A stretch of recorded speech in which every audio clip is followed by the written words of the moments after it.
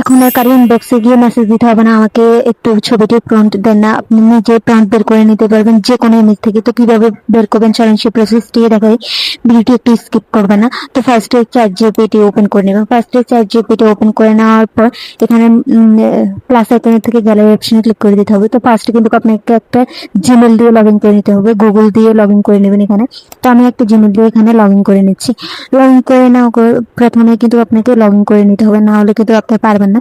পরে সাইডে যে গ্যালারি অপশন আছে এখান থেকে ফটো ফটো অপশনে গিয়ে আপনি এই যে ফটোটি প্রাণ পার করতে চাইতেছেন সেটা সিলেক্ট করে দেবেন। তারপরে এখানে একটা লেখা লিখতে হবে, give me a prompt I create a same image লিখে তারপরে সাইডে যে জেনারেট বাটন আছে এখানে আমাদের ক্লিক করে দিতে হবে।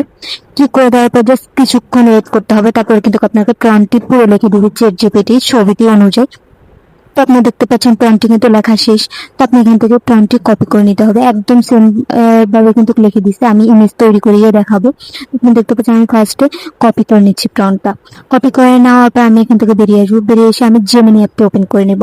জেমিনি অ্যাপটি ওপেন করে নেওয়ার পর এখানেও ফার্স্টে আপনাকে একটা গুগল দিয়ে লগ ইন করে নিতে হবে, একটা জিমেল আইডি দিয়ে লগ ইন করে নেবেন এখানে।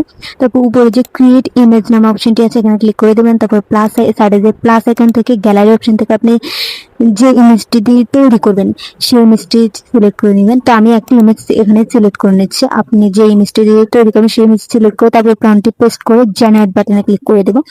জেনারেট বাটনে ক্লিক করে দেওয়ার পর আপনি দেখবেন কিছুক্ষণ সময় লাগবে। কিছুক্ষণ সময়ের মধ্যে আপনি দেখতে পাবেন যে আমাকে ইমেজটি তৈরি করে দিচ্ছে, একদম সেম ইমেজ। আপনি টিকটক, ইনস্টাগ্রাম যেখানে দেখবেন সেখান থেকে আপনি জাস্ট ছবিটি সেভ করে চ্যাট জিপিটি এসে give me a prompt I create a same image লিখে দিলেই হবে। তারপরে দেখতে পাচ্ছেন কথা বলতে বলতে কত সুন্দরভাবে তৈরি করে দিচ্ছে। তো উপরে ডাউনলোড বাটন আছে, ডাউনলোড বাটন ক্লিক করে ডাউনলোড করে নেবেন। তো এভাবে আপনি কারোর থেকে হেল্প না চেয়ে আপনি নিজে ইমেজ তৈরি করে নিতে পারবেন।